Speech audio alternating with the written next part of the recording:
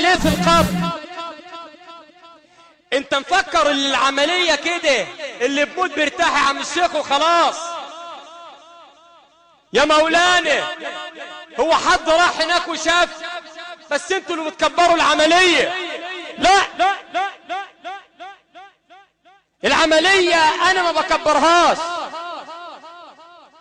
اول ليلة في القبر استعد لها يحيى بن زكريا.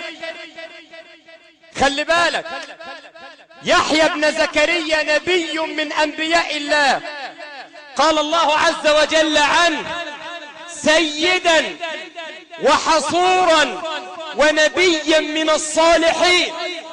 طب انت ربنا قال فيك ايه وانت عملت ايه لله؟ انظر ماذا كان استعداد يحيى لأول ليلة في القبر. شوف صاحب المال، شوف صاحب العمارات، افتح التربة تلاقي ركبه، عظمه، الكفن مخرج، الدود كله اهو، اللي كان بيتباهى بصدره وجاهه وماله اصبح حتة ركبه. ميل الركبة على جنب وادفن غيره. ما انت هتيجي. يحيى بن زكريا في العاشرة من عمره قال له الصبية تعال بنا يا يحيى لنلعب.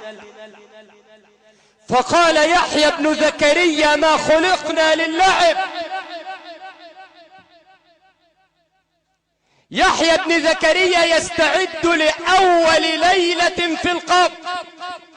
ابنك اللي انت باني له العمارة 4 ادوار بانيها من حرام من حلال، كنت عمال تخبط شمال ويمين عشان تكمل العمارة، اهو واقف في الميتم وكوت جلبيه وانت مزنوق هناك. حد عارف انت في جنة ولا في نار؟ وحد الله. ما تنامش، ده في خوف ومحدش هينفعك، لا زوجة نفعك ولا مال نفعك، الكل سيرجع. واحنا بندفن النهاردة امنا الراحلة، ربطنا الكفن ب3 أربطة وكتفناها واحنا اللي مودينها بايدنا وحطناها في القبر وقفلنا عليه. ومين اللي انفرد به؟ ما توحد الله. انت مكسل تقول الله يا اخي؟ قسما بالله بكره في القبر ما تعرف تنطق والله. بكره في القبر هتتمنى ان تقول الله، لن تستطيع. عارف ليه؟ ما هو سايبك 70 سنة في الدنيا، ما قلتش الله ليه؟ قاعد ترغي طول النهار على المصطبة، دش ولك في الفاضي، والإخوان والسلفية وعملوا ده مسكوا فلان ده في الفاضي، ضيعت حياتك في الفاضي. هو أنت ما تخش القبر الملائكة هتسألك هم الإخوان عملوا إيه في البلد؟ هو الجيش عمل إيه في البلد؟ لا، هو أنت عملت لعيالك إيه؟ ماذا قدمت أنت لله؟ دلوقتي لو مت بعد صلاة المغرب ودفنك بعد صلاة العشاء هيسألك الملك صليت المغرب؟ لا. ما صليتش المغرب ليه؟ كنت قاعد بتابع البلد. امال ايه؟ من سياسي، ضيعت حياتك في الفاضي. شوف العبد، انا مش هطول عليه، العبد وهو على فراش الموت وهو عندما يغرد من ثيابه على خشبة الغسل بيقول كلمة، وهو محمول على الأعناق بيقول كلمة، وهو في القبر بيقول كلمة. نعرفهم بس نوحد الله.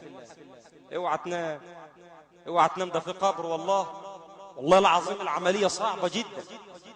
أقسم بالله أول ليلة في القبر اسمع، شاب منها العلماء وبكى منها الحكماء واشتكى منها الأنبياء لرب الأرض والسماء. انت عارف الشافعي بيقول ايه؟ بيقول فارقت موضع مرقضي يوما ففارقني السكون. يعني غيرت المنامة بتاعتي يوم، عمال اتقلب طول الليل على السرير. ليه؟ غيرت النومة بتاعتي وغيرت الدار. ففارقني السكون يعني الهدوء.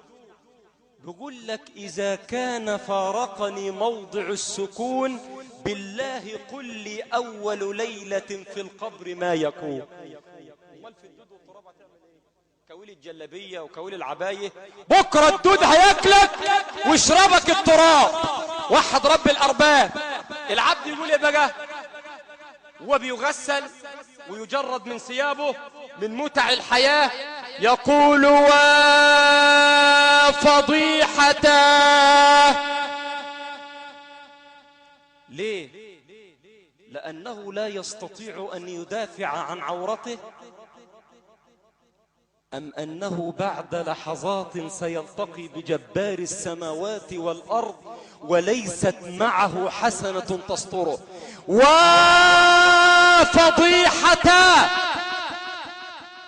فينادى عليه من قبل المولى سبحانه: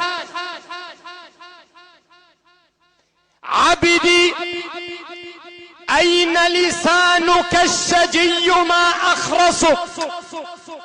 أين جسمك القوي ما أضعفك؟ أين مالك ما أفقرك؟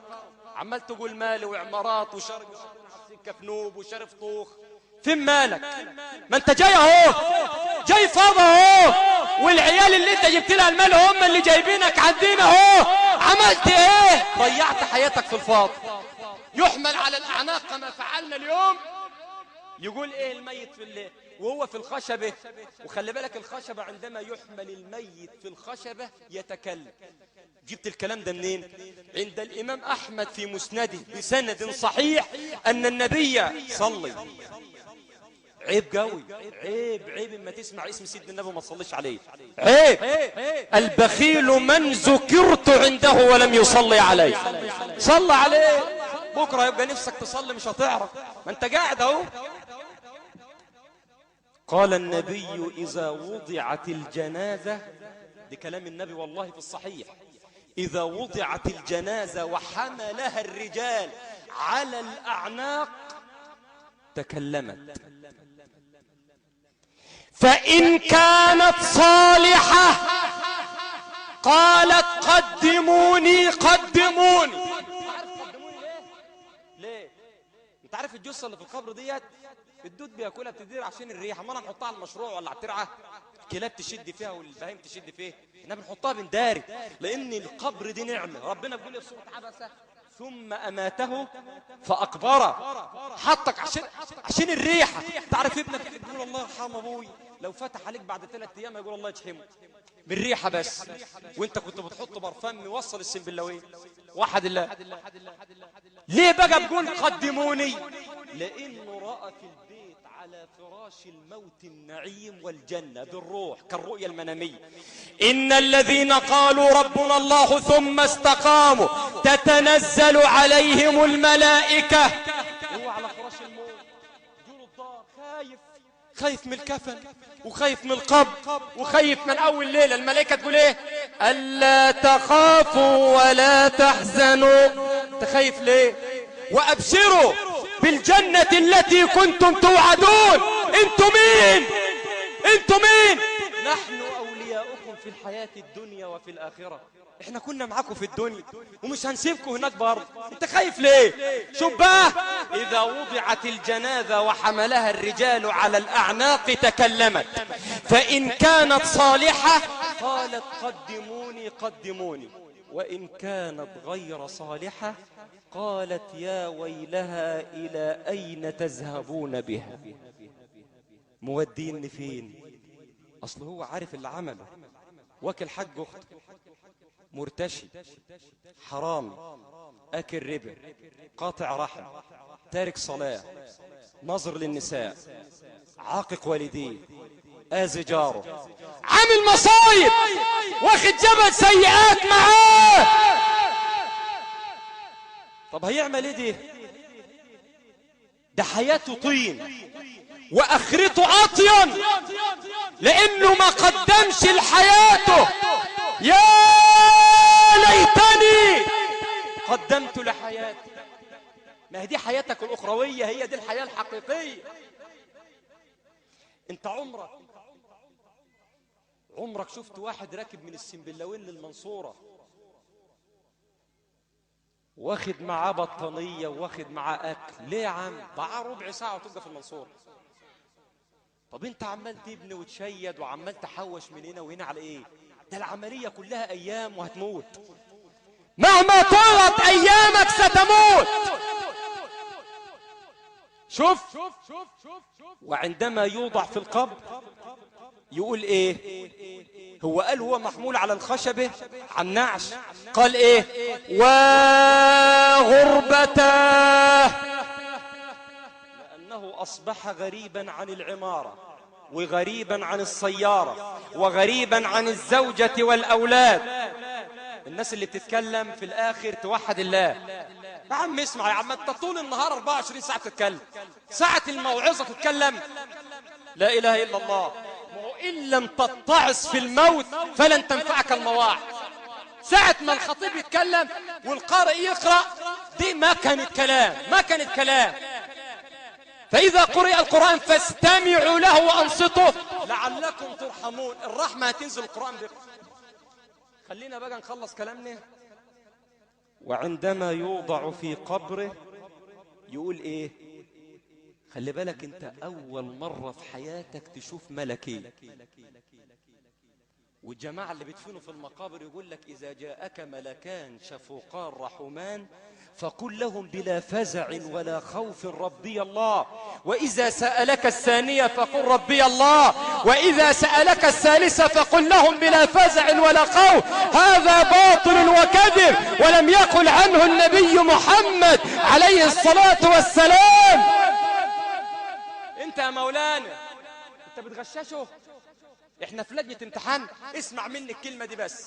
الناس اللي بتتكلم على المقابر وبتدفن، كلمة واحدة بس: كم من علماء أبكوا الناس في المساجد ولا يستطيع في القبر جواب، لأنه مرتشي وكذاب ومنافق.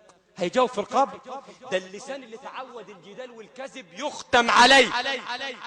يقال له من ربك؟ يقول ها لا أدري. ما دينك؟ لا أدري. ما نبيك؟ لا أدري. ما عاش لله وما عاش لرسول الله. مش عارف حاجة. شوف بقى لما يوضع في القبر ويغلق عليه الباب، عارف يقول ايه؟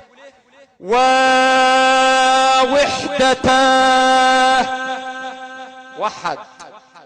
وحد كمان مرة. زود رصيدك وقول لا إله إلا الله. أنا مش عايز أطول على الشيخ محرم لأنه أمتعنا والله النهاردة.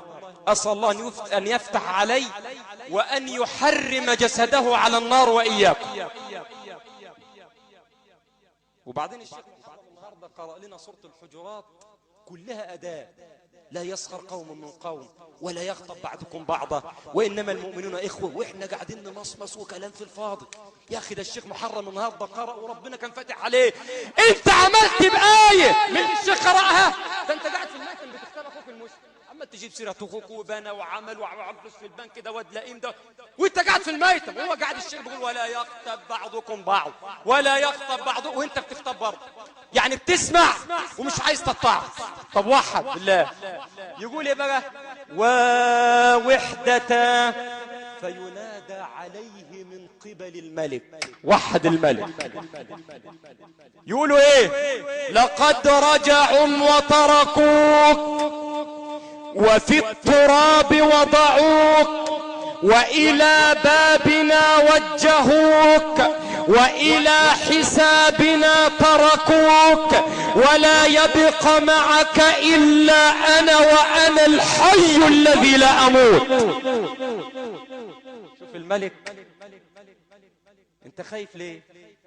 فأنت اليوم ضيفنا والكرم وصفنا، ومن كان الكرم وصفه لا يخيب أبدا ضيفه. لا أريد أن أطيل، فالموعظة كما قال صلى الله عليه وسلم: إذا وعظت فأوجز فإن كثرة الكلام ينسي بعضه بعضا. أيها الأحبة الكرام، نصيحتي لكم: انشغل بنفسك وأعد لموتك، فالقبر سيضمك والقيامة ستجمعنا، وأمام الله عز وجل تسأل عن الكبير والصغير وعن القطمير. عارف القطمير؟ القطمير ده ايه ده؟ ما يملكون من قطمير. ربنا بيقول على الكفرة ما يملكون من قطمير. انت عارف البلحية؟